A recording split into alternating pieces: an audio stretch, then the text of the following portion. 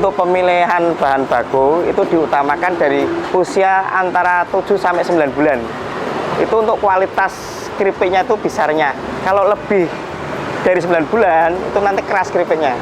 Kalau singkong, kulit luarnya atau kulit arinya itu banyak yang lupas, itu biasanya kualitasnya bagus. Itu untuk pemilihan bahan. Terus untuk proses pembuatannya, itu kan mulai memasukkan singkong irisan itu pada suhu 180 derajat, maksimalnya 200 derajat.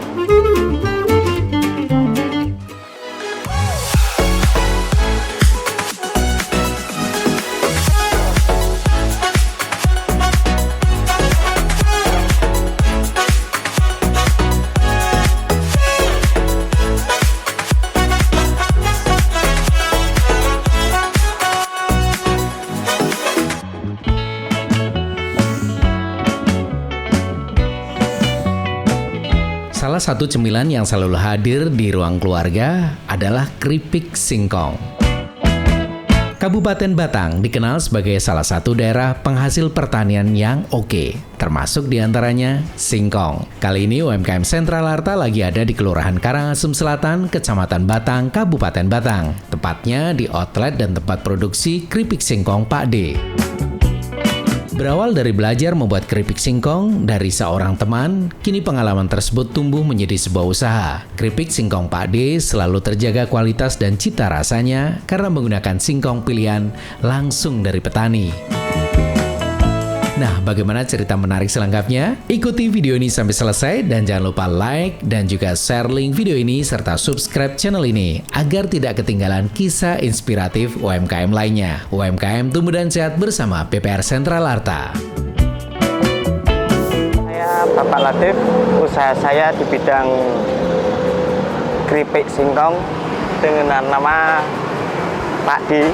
Keripik singkong ini ada beberapa varian rasa, diantaranya yang paling banyak penggemarnya itu bawang, ada balado, jagung manis, balado ekstra pedas, balado pedas manis. Usaha keripik singkong ini berawal dari bermain ke rumah teman, dan di sana saya dibelajari dari awal sampai akhir, dari proses pemilihan singkong, proses penggorengan sampai proses pengemasan.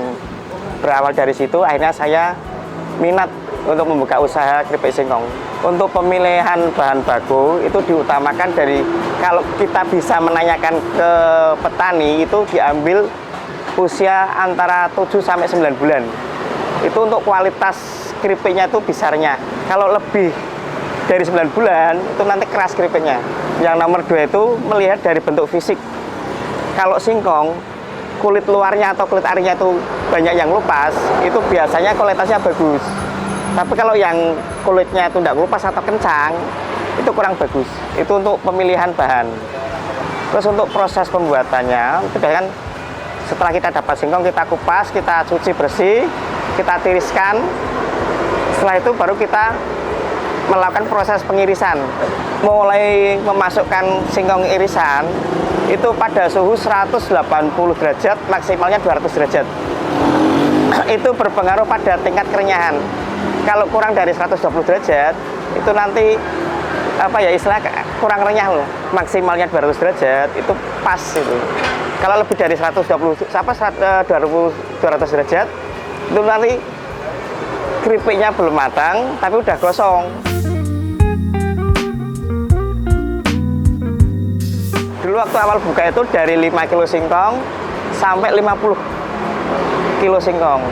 Dengan adanya kemarin corona, itu akhirnya saya kembali lagi ke nol.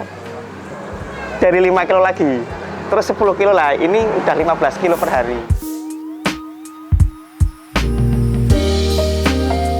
Jam 9 pagi sampai 9 malam. Jalan RE Marta Dinata sampai Gang Tawes, Batang.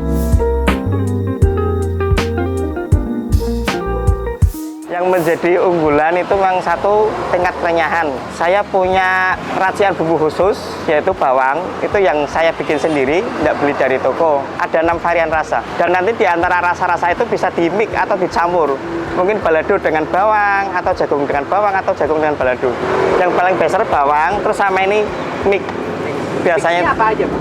Mixnya itu yang sering bawang sama balado. Seluruh varian rasa itu Yang pertama original itu tanpa rasa, terus bawang, balado, jagung manis, balado ekstra pedas, balado pedas manis. Biasanya langsung datang ke tempat penjualan, kalau tidak melalui WA 0858 1646 1585.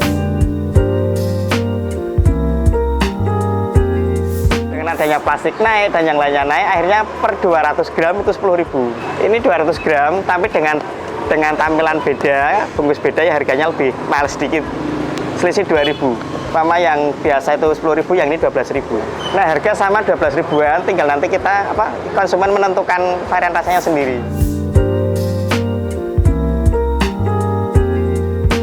Dengan adanya UMKM Sentral Arta yang membantu pembuatan video bagi UMKM atau usaha kayak saya ini sangat membantu sekali.